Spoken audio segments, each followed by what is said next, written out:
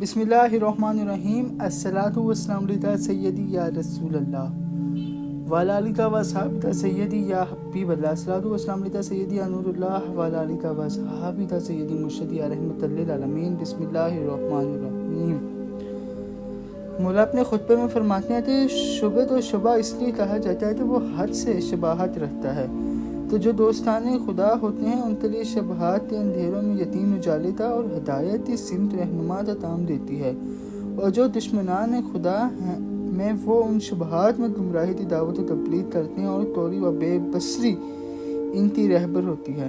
موت وہ چیز ہے کہ ڈرانے والا اس سے چھٹکارا نہیں پا سکتا، اور ہمیشہ کی زندگی چاہنے والا ہمیشہ کی زندگی حاصل نہیں کر سکتا۔ پھر مولا فرماتے ہیں تحلیل انجام، میرے ایسے لوگوں سے سابقہ پڑا ہے جنہیں حکم دیتا ہوں تو مانتے نہیں، بلاتا ہوں تو آواز پر لبیک نہیں کہتے۔ تمہارا برا ہوں، اب اپنے اللہ کی نصرت کرنے میں تمہیں کس چیز کا انتظار ہے؟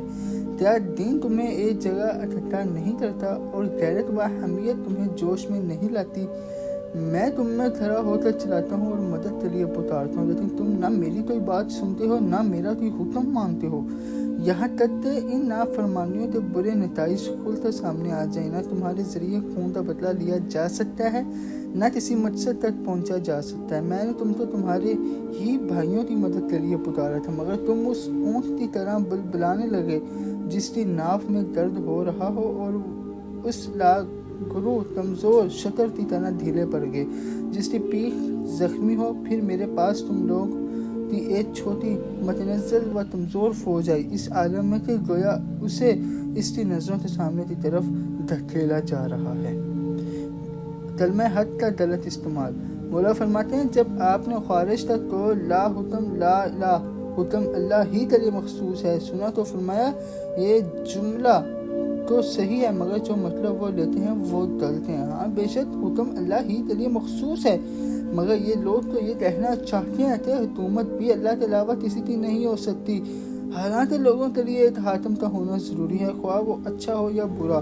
اگر اچھا ہوگا تو مومن اس کی حکومت میں اچھے عمل کر سکے گا، اور برا ہوگا تو کافر اس کے عہد میں لذائذ سے بہرہ اندوز ہوگا، اور اللہ اس نظام حکومت میں ہر چیز تو اس کی آخری حدوں تک پہنچا دے گا۔